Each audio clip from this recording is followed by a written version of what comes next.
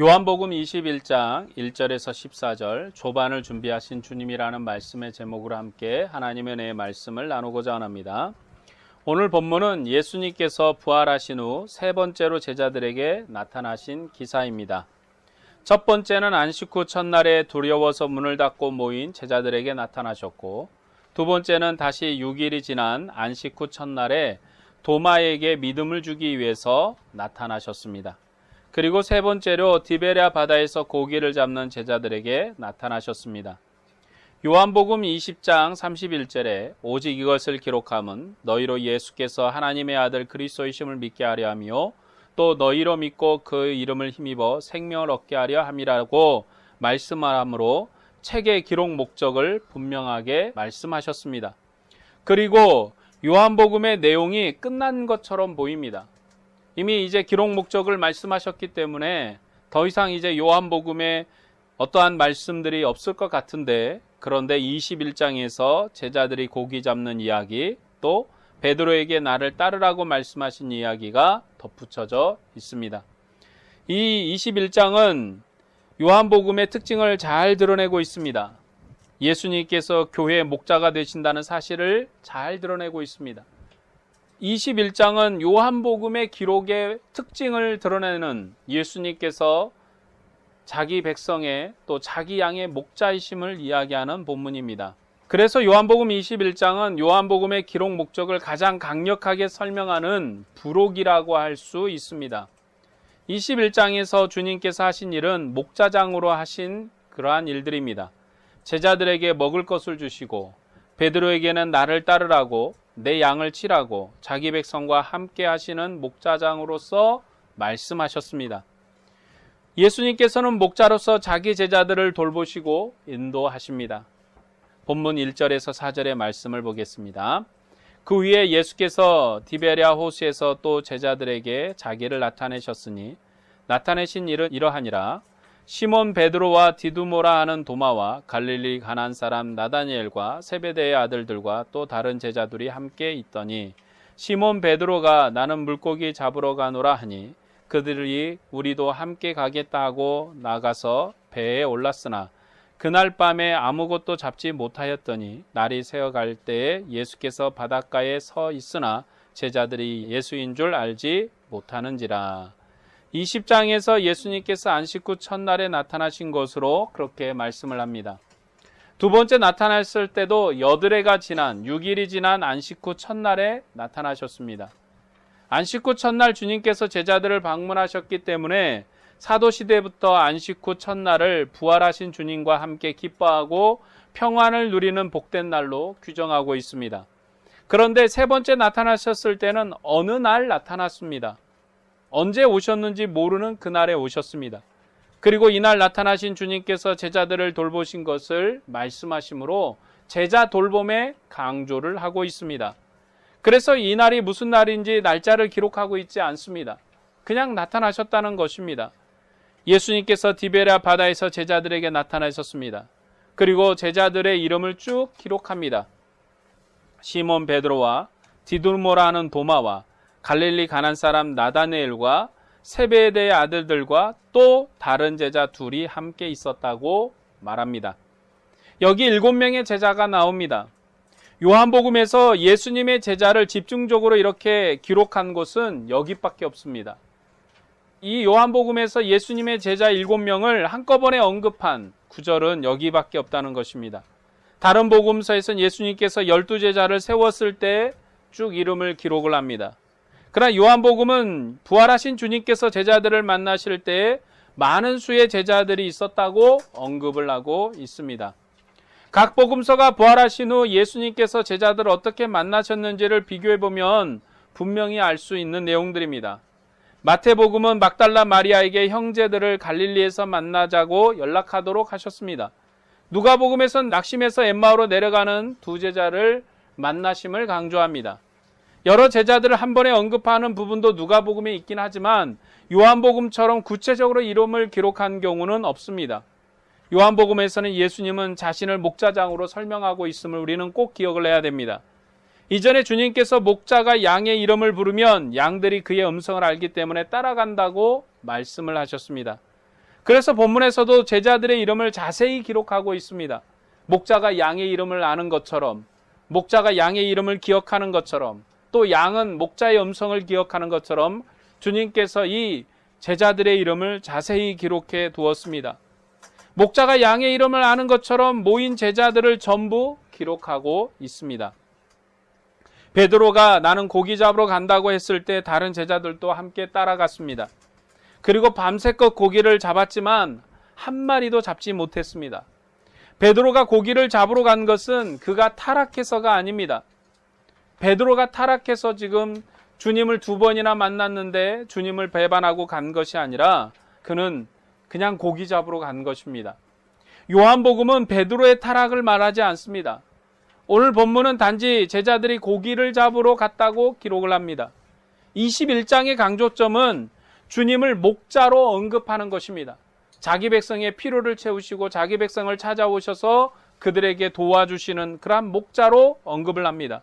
밤새 고기를 잡고도 아무 소득이 없는 제자들을 찾아오셔서 고기를 잡게 하시고 그들에게 먹을 것을 주셨습니다. 그리고 베드로를 부르셨습니다. 요한복음 21장에서는 예수님이 목자장이셨다는 것을 강조합니다. 그래서 제자들의 타락과 무관한 본문입니다. 오늘 이 본문의 강조점은 제자들이 얼마나 타락했는가, 그들이 얼마나 낙심했는가, 그들이 주님을 얼마나 배반했는가, 거기에 말씀을 하려는 부분에 집중하지 않습니다. 그것이 아니라 주님께서 어떻게 그 제자들을 돌보셨는가, 그 제자들을 먹이셨는가의 강조를 가지고 있습니다. 제자들이 밤새껏 고기를 잡았지만 아무 소득이 없었을 때에 예수님께서 바닷가에 나타나셨습니다. 본문 5절에서 7절의 말씀입니다. 예수께서 이르시되 애들아 너희에게 고기가 있느냐 대답하시되 없나이다. 이르시되 그물을 배 오른편에 던지라 그리하면 잡으리라 하시니 이에 던졌더니 물고기가 많아 그물을 들 수 없더라. 예수께서 사랑하시는 그 제자가 베드로에게 이르되 주님이라 하니 시몬 베드로가 벗고 있다가 주님이라 하는 말을 듣고 겉옷을 두른 후에 바다로 뛰어내리더라. 새벽에 주님께서 제자들을 만나러 오셨습니다. 그런데 제자들은 밤새껏 고기를 한 마리도 잡지 못했습니다. 예수님께서 제자들에게 너희에게 고기가 있느냐 물으셨습니다. 그리고 그물을 배 오른편에 던지라고 말씀하셨습니다. 제자들이 그물을 오른편에 던졌더니 많은 물고기를 잡았습니다. 그런데 이 본문의 내용은요, 제자들의 순종을 바라는 것도 아닙니다. 제자들이 오른편에 고기가 많이 있었는데 모르고 왼편만 막 계속 건졌는데 주님의 명령으로 오른편도 던졌더니 그들의 순종이 얼마나 고귀하냐, 그들의 순종이 얼마나 아름답냐, 많은 고기를 잡았다, 이 말씀을 하려는 게 아닙니다. 여기에서 계속 강조되는 건 뭡니까? 주님께서 자기의 사랑하는 제자들을 돌보셨다라는 것입니다. 요한복음 21장에서 우리가 생각할 건 뭐냐면 이 마지막 요한복음이 20장으로 끝날 것인데 거기에 덧대서 주님의 사랑의 풍성함을 드러내는 것이 21장의 목표입니다. 이 본문에서 강조하는 것은 예수님께서 어떻게 제자들을 먹이셨는가를 그러한 본문을 강조하는 것입니다. 예수님께서는 새벽에 제자들을 찾아가서 그들을 먹이셨다라는 것이 오늘 본문의 중요한 내용입니다. 요한이 예수님을 알아보고 베드로에게 주님이라고 말했습니다. 누가복음과 요한복음은 제자들이 주님을 알아보는 설명이 다릅니다. 누가복음에서는 두 제자가 낙심해서 엠마오로 내려갔습니다. 그때 성경을 설명해 주셨는데 제자들의 마음이 뜨거웠습니다. 그런데도 주님을 알아보지 못했습니다. 그날 저녁에 떡을 떼어 주실 때 제자들의 눈이 밝아져서 주님을 알아봤습니다. 주님께서 이전에도 제자들과 함께 계셨던 분이시기에 제자들의 눈이 밝아져서 알아보았습니다. 누가복음에서는 성경을 풀어주시고 함께 떡을 떼실 때 제자들이 주님을 알아보았습니다. 왜냐하면 누가복음은 구원 역사가 강조이기 때문입니다. 예수님께서는 제자들과 함께 먹고 마셨던 의로운 사람입니다.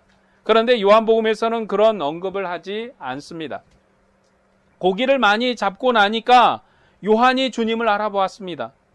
고기 잡는 사건을 통해서 주님께서 자기를 제자들에게 알리셨습니다. 예수님께서 고기를 잡게 하신 사건이 누가복음과 요한복음에 나옵니다. 먼저 누가복음 5장에서 고기 잡는 기사가 있습니다. 예수님의 전도 초기에 일어났던 사건입니다. 예수님께서 많은 사람이 모였을 때 바닷가 한 배에 오르셨습니다. 그리고 배를 조금 띄우게 하셔서 말씀을 강론하셨습니다.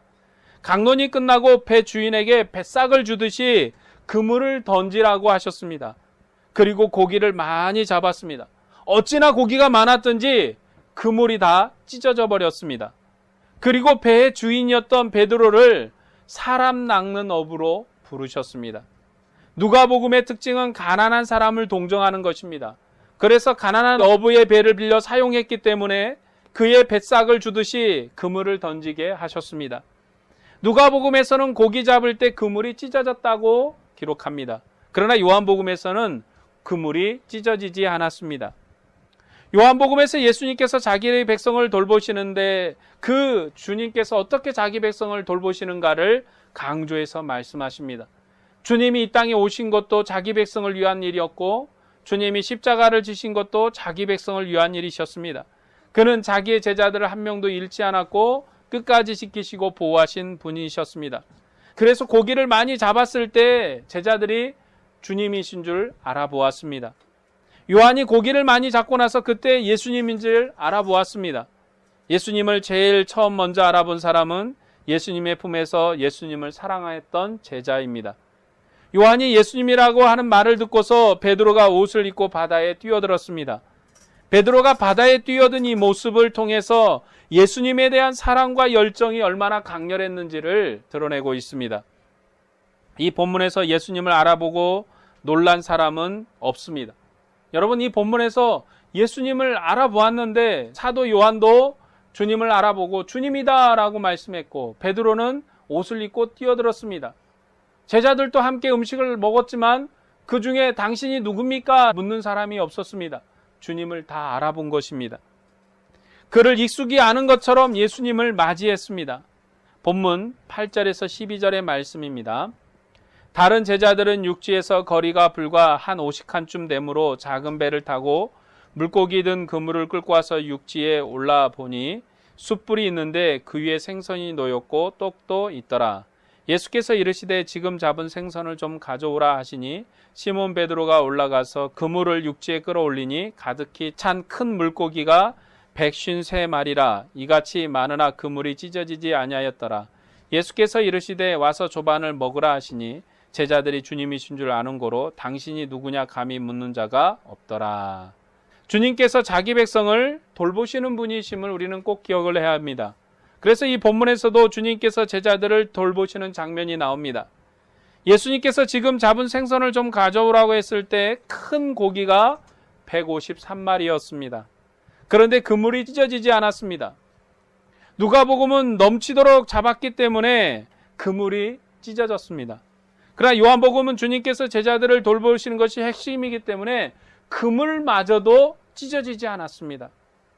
주님께서 제자들을 하나도 잃지 않은 것처럼 큰 고기를 153마리나 잡았지만 그물이 찢어지지 않았다고 설명합니다. 예수님께서는 미리 숯불을 피워 떡과 생선도 구워 놓으셨습니다. 그리고 새로 잡은 고기를 가져오라 했을 때 끌어올려 보니 많은 고기가 잡혔습니다. 예수님께서는 제자들에게 조반을 주시면서 먹으라고 하셨습니다.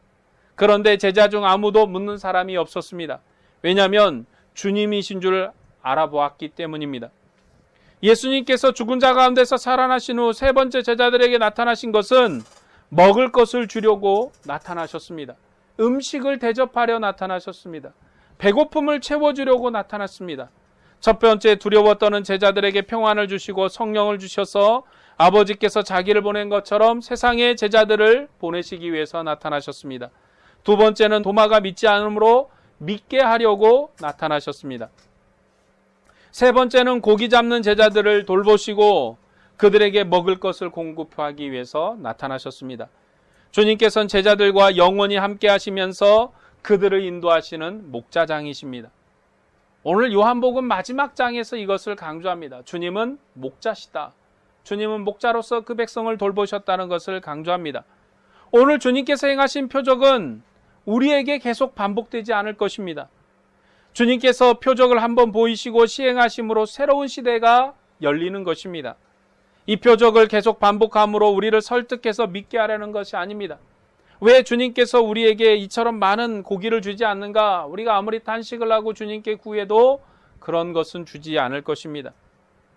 예수님을 모시고 함께 먹은 사람은 제자들이었습니다. 예수님은 제자들에게 나타나셨고 그들에게 믿음을 주셨습니다.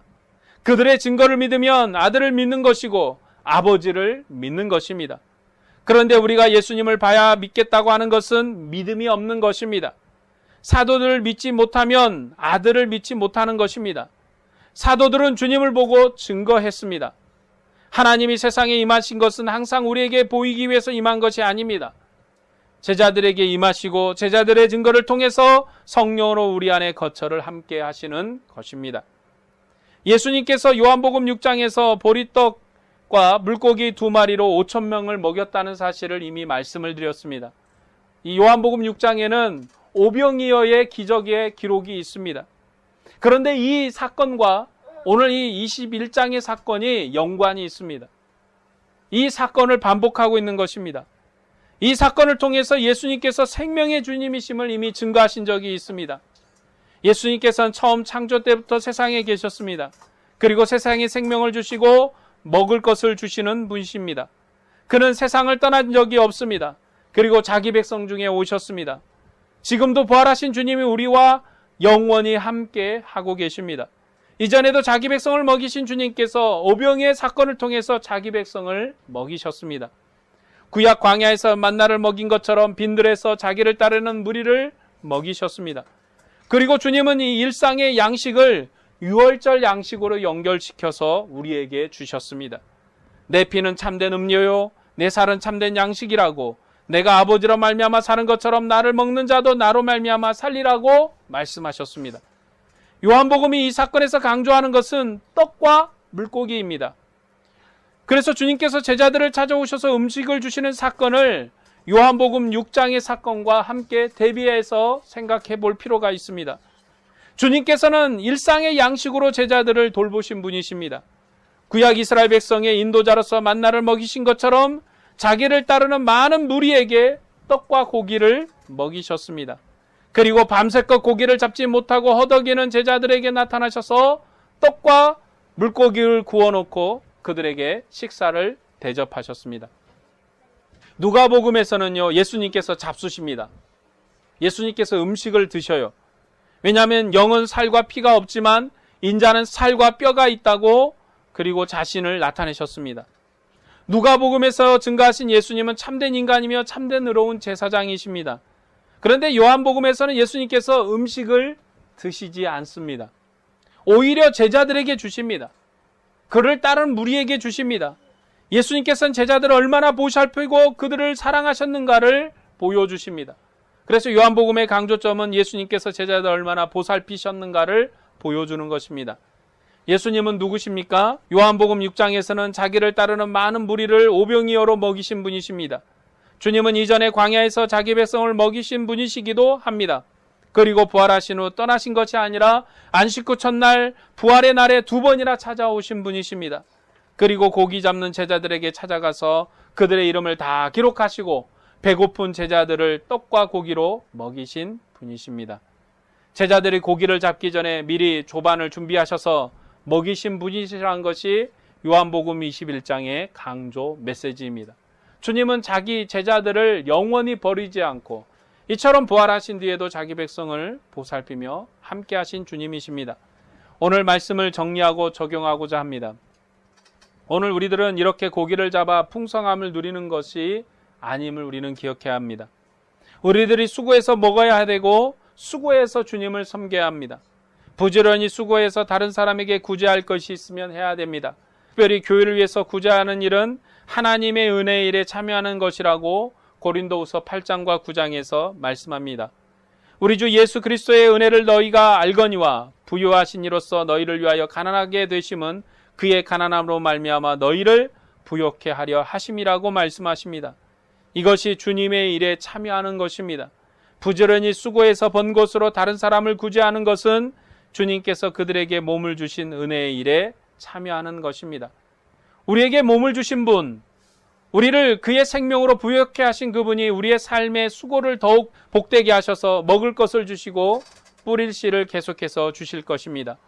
그러니 너희는 부지런히 수고하고 부지런히 애써서 힘쓰라고 고린도후서 8장과 9장에서 말씀하고 있습니다. 지금도 주님께서 우리를 보살피고 계십니다. 그는 우리를 사랑하셔서 자기 몸을 주셨고 부활하신 생명의 주님이십니다. 그는 우리를 사랑하시고 몸을 주신 분이시며 자기 백성의 고통을 몸으로 체휼하신 분이십니다. 그는 자기 백성과 동류가 되시고 육체의 장막 가운데 계신 분이십니다. 구약 때는 광야에 있는 이스라엘 백성들을 불기둥과 구름기둥으로 보호하셨던 분이십니다. 주님께서는 자기 백성의 고통을 친히 몸으로 느끼신 분이시고 멀리 떠나 계신 분이 아니십니다. 아버지가 아들을 보내셔서 세상에 계셨던 것처럼 아들의 이름으로 성령을 보내셔서 아버지와 아들이 우리 안에 거처를 함께 하십니다. 그래서 그는 우리의 생명이며 우리의 호흡이십니다. 그런 주님께서 우리의 목자장이셔서 우리의 발걸음을 재시고 인도하십니다. 우리들은 이 사실을 깊이 명심해야 됩니다. 주님께서 우리에게 제자들처럼 오른쪽에 그물을 던져서 하루 저녁에 큰 부자가 되게 하는 증거를 보이지 않습니다. 주님의 증거는 제자들에게 주신 것으로 충분합니다. 제자들은 이 증거를 가지고 다른 사람을 가르쳤고 그것으로 우리에게 합당한 증거가 되게 하셨습니다. 우리는 부지런히 수고해야 됩니다.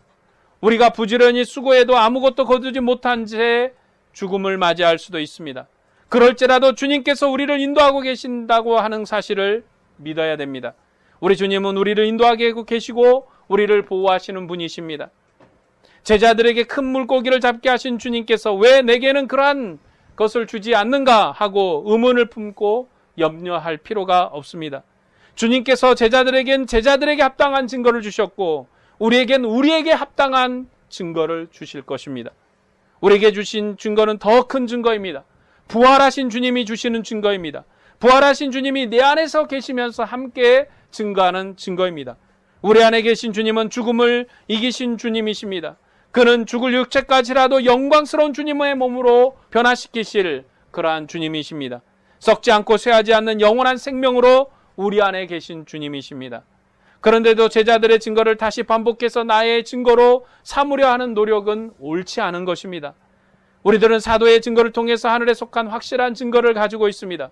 우리는 모든 어려움을 주님 앞에 기도할 수 있습니다. 주님께서 우리의 목자이기 때문에 양떼에 필요한 것을 다 아시고 그리고 우리에게 채우실 것입니다. 우리의 필요를 구하면 주님께서는 우리에게 맞는 증거를 주실 것입니다. 우리가 기도하면 우리에게 맞는 기도의 응답으로 역사하실 것입니다. 우리는 부지런히 수고해서 주님의 생명의 일에 봉사해야 됩니다. 그러나 우리가 부지런히 수고해도 인정받지 못하고 멸시와 천지를 받을 수도 있습니다. 바로 바울처럼 그렇습니다. 그러나 바울은 주님을 위해서 기꺼이 생명의 헌신을 아끼지 않았습니다. 바울은 부지런히 수고해서 교회를 위해서 봉사를 감당했습니다. 우리도 그와 같은 수고를 아끼지 말아야 됩니다.